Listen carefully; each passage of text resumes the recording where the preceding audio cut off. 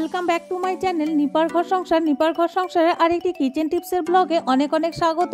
আজকে যে সমস্ত টিপসগুলো তোমাদের সাথে শেয়ার করব, প্রত্যেকটা টিপস অত্যন্ত গুরুত্বপূর্ণ, তাই ভিডিওটা স্কিপ না করে পুরো ভিডিওটা দেখবে। আশা করছি প্রত্যেকটা টিপস তোমাদের উপকার হবে। যারা আমার ভিডিও রোজ দেখো তাদেরকে অসংখ্য ধন্যবাদ, আর যারা প্রথম দেখছো তাদেরকেও ধন্যবাদ। ভিডিওটা স্কিপ করে দেখলে মূল্যবান টিপসগুলি মিস করে যাবে, তাই ভিডিওটা ফার্স্ট থেকে লাস্ট পর্যন্ত দেখার অনুরোধ রইল। দেখে নাও প্রথম টিপসটি। বন্ধুরা, প্রত্যেকের বাড়িতেই কিন্তু সকাল বিকেল সন্ধে চা খাওয়া হয়। চাটা হলো কমন জিনিস, রোজই প্রত্যেকের বাড়িতেই এটা করা হয়। অনেকেই হয়তো চা খাওয়ার পর চা পাতাগুলো ফেলে দেয়, কখনোই ফেলে দেবে না। বন্ধুরা, চা খাওয়ার পর চা পাতাগুলো যে থেকে যাবে সেটা ছাঁকনি দিয়ে একটু ধুয়ে নেবে, কারণ চিনি থাকে, চিনি এটাতে রাখা যাবে না। পর একটা পেপারের মধ্যে রেখে একটু রোদে দিবে কিংবা ব্যালকনিতে রেখে দেবে, দেখবে এমনিতেই ঝরঝরে হয়ে গেছে। বন্ধুরা, ডিমের খোসাও কিন্তু ফেলবে না। ডিমের খোসা দিয়েও কিন্তু অনেক ধরনের কাজ করে নেওয়া যায়। ডিমের খোসা আর শুকনো চা পাতাগুলো একসাথে দিয়ে মিক্সচার জারে গুঁড়ো করে নেবে। বন্ধুরা, ফেলে দেওয়া চা পাতা আর ফেলে দেওয়া ডিমের খোসা দিয়ে অর্গানিক একটি সলিউশন তৈরি করে নিতে পারবে বাড়িতেই। বন্ধুরা, গাদা গাদা টাকা খরচা করে বাজার থেকে আর কিনতে হবে না। ফেলে দেওয়া জিনিস দিয়েই এই সলিউশনটি তৈরি করে নিতে পারবে। চা পাতা আর ডিমের খোসা গুঁড়ো করে নেওয়ার পর এখানে মিশিয়ে দিবে 1 থেকে 2 চামচ হলুদ গুঁড়ো। বন্ধুরা, তোমরা সকলেই জানো হলুদের কত গুণাগুণ আছে। বন্ধুরা, এবার সমস্ত উপকরণকে ভালো করে মিশিয়ে নিতে হবে। আর এই সলিউশনটি কি কাজে লাগাবে? আমাদের প্রত্যেকটা বাড়িতেই ছোট্টখাটো বাগান থাকে, ইনডোর প্ল্যান্ট, মানি প্ল্যান্ট থাকে। এইভাবে যদি তোমরা অর্গান সলিউশন তৈরি করে নিতে পারো, গাছের গ্রোথ কিন্তু খুব ভালো হবে। একদিনের মধ্যেই দেখবে গাছ সাই সাই করে বেড়ে উঠছে। দেখতেই পাচ্ছ এই গাছটা আমার কি সুন্দর হয়েছে। এই ইনডোর প্ল্যান্টটা যে লাগিয়েছি 3 মাসও হয়নি, 3 মাসের মধ্যে দেখতেই পাচ্ছ কত সুন্দরভাবে বেড়ে উঠেছে। এখানে অসংখ্য গাছ কিন্তু হয়ে গেছে। ফেলে দেওয়া চা পাতা আর ডিমের খোসা আর হলুদ একসাথে সলিউশন তৈরি করে আমি দিই সপ্তাহে 1 দিন, সেই জন্য আমার গাছগুলো এত সুন্দর হয়েছে। যে কোনো গাছেই তোমরা দিতে পারো। এক সময় জবা গাছে মিলিবাগ হয়ে যায়, তখন গাছ নষ্ট হয়ে যায়। এইভাবে অর্গান সলিউশন যদি তৈরি করে দিতে পারো, গাছগুলো খুব তাড়াতাড়ি বাড়বে আর গ্রোথও খুব ভালো হবে। বন্ধুরা, শীতের দিনে প্রত্যেকের বাড়িতেই কিন্তু পেঁয়াজকলি আনা হয়, আর এই পেঁয়াজকলিগুলি এত লম্বা হয় যে ফ্রিজে রাখা মুশকিল হয়ে যায়। আর বাইরে থাকলে ডাঁটিগুলো শক্ত হয়ে যায়, অনেক সময় নষ্টও হয়ে যায়, হলদেটে ভাব হয়ে যায়, তখন কিন্তু খেতে একদমই ভালো লাগে না। দেখতেই পাচ্ছ কেমন হয়ে গেছে। বন্ধুরা, এই টিপসটি যদি তোমরা অ্যাপ্লাই করো তাহলে পেঁয়াজগুলি নরম এবং সবুজ থাকবে আর অনেক দিন পর্যন্ত রেখে খেতে পারবে। বন্ধুরা, এই ধরনের স্প্রাইটের বোতলগুলো কিংবা মাজার বোতল, নানান ধরনের ওয়াটার বোতলগুলো আমাদের প্রত্যেকের বাড়িতেই থাকে, আর শীতের সিজনে এই বোতলগুলো কিন্তু আমাদের দরকার পড়ে না। এগুলো ফ্রিজেও রাখতে হয় না, ফেলে দিতে হয়, তো কখনোই ফেলে দেবে না। বোতলের ওপর দিকটা অল্প একটু একটা ছুরির সাহায্যে কেটে নেবে, পুরোটা কিন্তু কাটবে না। বন্ধুরা, এইভাবে বোতলটাকে কেটে নেবে, একটু জয়েন্ট রাখবে, তাহলে পেঁয়াজকলিগুলো রাখতে সুবিধা হবে। এবার পেঁয়াজকলিগুলো মাঝখান থেকে কেটে নেবে। পেঁয়াজকলিগুলো কেটে বোতলের ভেতরে সুন্দর করে গুছিয়ে রাখবে। এরকম ভাবে যদি পেঁয়াজকলিগুলো একটা জলের বোতলের ভেতরে রেখে ফ্রিজে রেখে দিতে পারো, তাহলে বন্ধুরা অনেক দিন পর্যন্ত পেঁয়াজকলি রেখে খেতে পারবে। একটা পেঁয়াজকলিও নষ্ট হবে না, হলদেটেও হয়ে যাবে না আর শক্তও হয়ে যাবে না, নরম আর সবুজ থাকবে। আর এখন কিন্তু বন্ধুরা ফ্রিজে আমাদের জল রাখতে হয় না ঠান্ডা করার জন্য। ফ্রিজে যে জায়গাটাতে আমরা জলের বোতলগুলো রাখি, পেজটা কিন্তু ফাঁকাই পড়ে থাকে। তাই এইভাবে জলের বোতলের ভেতরে পেঁয়াজকলিগুলি সুন্দর করে রাখতে পারলে আমরা অনেক দিন ঘরে রেখে খেতে পারবো ফ্রিজের ভেতরে, আর এক্সট্রা কোনো জায়গাও লাগলো না। আইডিয়াটি যদি ভালো লাগে অবশ্যই অ্যাপ্লাই করবে। বন্ধুরা, অনেক সময় কি হয়, আমরা অমলেট কিংবা পকোড়া বা কোনো রেসিপিতে একসাথে অনেকগুলো লঙ্কা কুচির দরকার হয়। একটা একটা করে যদি আমরা লঙ্কা কুচি করি তাহলে দেখবে অনেকটাই টাইম লেগে যায়। অনেক সময় দেখা যায় লঙ্কা কেটে আমরা হাতটা না ধুয়ে বা না মুছে চোখে মুখে ধরে নিই, তখন কিন্তু খুব জ্বালা করে।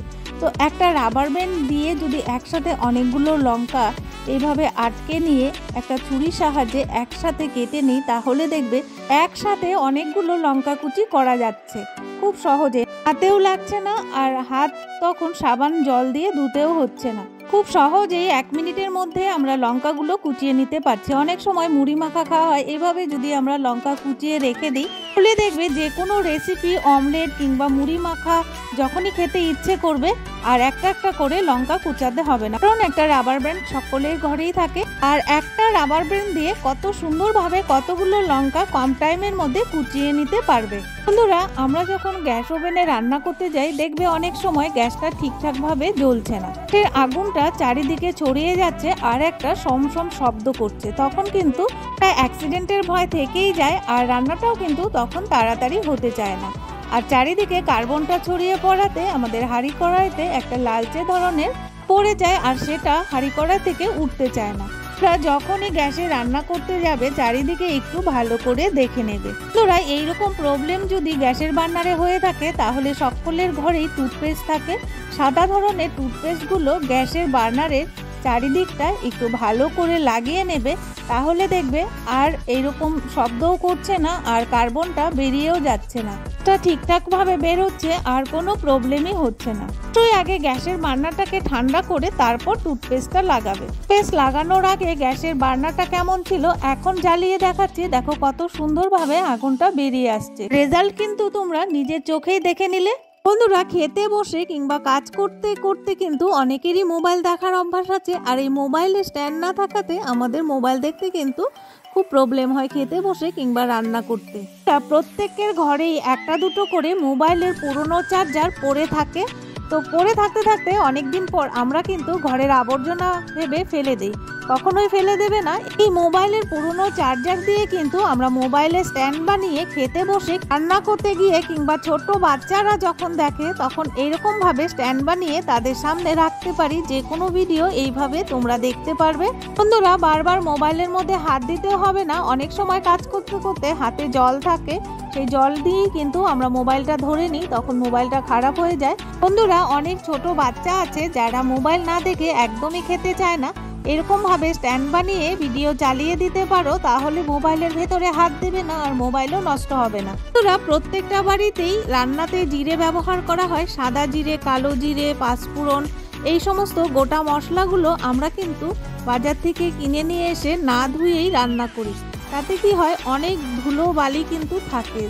আমরা যদি একটু চালনির সাহায্যে চেলে নেই কিংবা ধুয়ে রোদে শুকিয়ে নিই তাহলে কিন্তু আর এই প্রবলেমটা হবে না, ধুলোবালিগুলো পেটে যাবে না। এখন প্রায় বাড়িতেই শোনা যায় যে পেটে স্টোন হয়েছে, এই ধুলোবালিগুলোর জন্যই কিন্তু পেটে স্টোন হয়, কারণ এগুলো একদমই দেখা যায় না। তোরা কয়েকদিন থেকে একদমই রোদ নেই, খুব কুয়াশা, সেই জন্য আজকে আমি চালনি দিয়ে চেলে নিলাম, না হলে আমি প্রত্যেকটা গোটা মশলা ধুয়ে রোদে শুকিয়ে তারপর রান্নায় ব্যবহার করি। তোমরা নিজে চোখে দেখতেই পাচ্ছ একটু চালনি দিয়ে চালার পর কতটা ধুলো বেরিয়েছে। বন্ধুরা, অনেক সময় দেখবে আমরা গোটা মশলাগুলো না ধুয়েই একদম রান্নাতে ব্যবহার করতে শুরু করি, তখন খেতে বসে দাঁতে কিন্তু অনেক সময় বালি লেগে যায়, তখন কিন্তু খাওয়াটাই নষ্ট হয়ে যায়। বন্ধুরা, এই ছোট্ট ছোট্ট টিপসগুলো আমি অ্যাপ্লাই করি, সেই জন্য তোমাদের কাছেও শেয়ার করছি।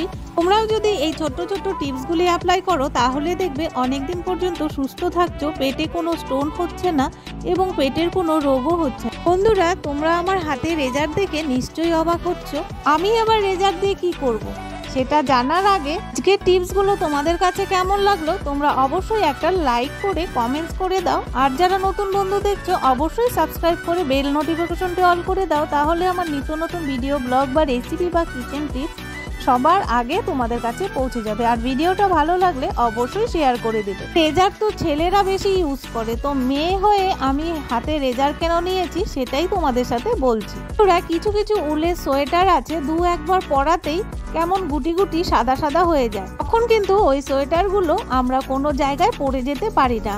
বাইরে কোনো ওকেশন কিংবা বাজার টাজারে গেলে কেমন যেন লাগে, গুটি গুটি হয়ে গেছে, সেটা আর বাইরে পরে যেতে পারবো না। বন্ধুরা, তখন কিন্তু সোয়েটারগুলো ঘরে পরে থাকে, তখন কিন্তু আমরা একদম ছুটে যাই বাজারে আবার নতুন সোয়েটার কিনতে, টাকা খরচা করে আবার নতুন সোয়েটার কিনে আলমারি ভরে রাখি। আর আমাদের শীত তো বেশি দিন থাকে না, 2 মাস 3 মাসের বেশি থাকে না, তো তখন সোয়েটারগুলো একদম আলমারি ভরে যায়।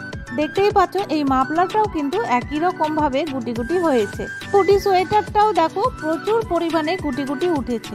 এই সোয়েটার কিনে কিনে আলমারি ভরে যায়, তখন নতুন আলমারি কিনতে হয়, জায়গা নিতে চায় না। তো দামি ডিটারজেন্ট দিয়ে এই উলের সোয়েটারগুলো ধুয়ে থাকো না কেন, গুটি গুটি কিন্তু একদমই যাবে না। এটা রেজারের সাহায্যে এই উলের সোয়েটারগুলো একদম নতুনের মতো হয়ে যাবে। কোনো ডিটারজেন্ট লাগবে না, কোনো আয়রন লাগবে না, একদমই নতুনের মতো আরও 3-4 বছর একই রকমভাবে পরতে পারবে। বন্ধুরা, আমরা যখন যে কোনো জামা কাপড় আয়রন করি একটা সমান জায়গাতে রেখে নিই, সেরকম একটা সমান জায়গাতে এই সোয়েটারগুলো রেখে আস্তে আস্তে করে রেজার দিয়ে এইভাবে টেনে নেবে। সোয়েটার, শাল, মাফলার, যে কোনো উলের জিনিস এইভাবে রেজার দিয়ে টেনে নিলে সমস্ত গুটি গুটিগুলো উঠে গিয়ে একদম নতুনের মতো হয়ে যাবে। এক সময় বাচ্চারা টিউশন পড়তে যায়, তখন এই উলের সোয়েটারগুলোতে যদি গুটি গুটি উঠে যায় সেগুলো আর পরতে চায় না। এইভাবে রেজারের সাহায্যে যদি ক্লিন করে নিতে পারো, তাহলে এই সোয়েটারগুলো টিউশনিতে বাচ্চারাও পরে যেতে একদমই না করবে না। প্রমাণ তোমরা নিজের চোখেই দেখে নাও, গুটি গুটিগুলো কিন্তু রেজারের ভেতরে আটকে গিয়েছে, আর সোয়েটারের হাতাটাও দেখো একদম ক্লিন হয়ে গেছে।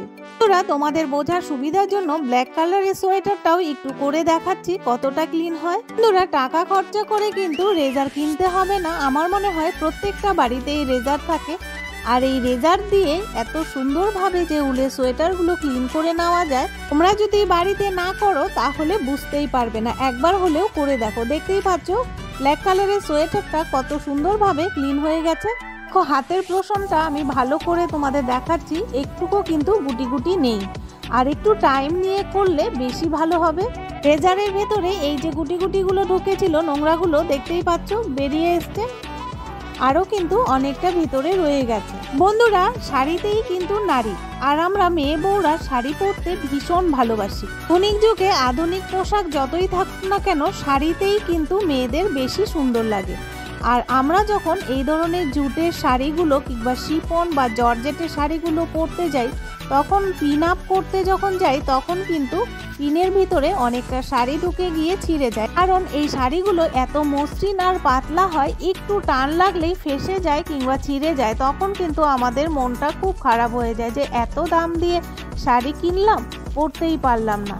সেটা আর কোনোদিনও হবে না যদি তোমরা এই টিপসটি অ্যাপ্লাই করো এই জর্জেটের শাড়িগুলো কিংবা জুটের শাড়িগুলো পরার আগে। ঘরে প্রত্যেকের এই ধরনের টিপ থাকে, একটা টিপ নিয়ে পিনের ভেতরে ঢুকিয়ে দেবে। তারপর তোমরা শাড়ি পিন আপ করবে, দেখবে একদমই শাড়ি ছিঁড়ছে না কিংবা ফেঁসেও যাচ্ছে না।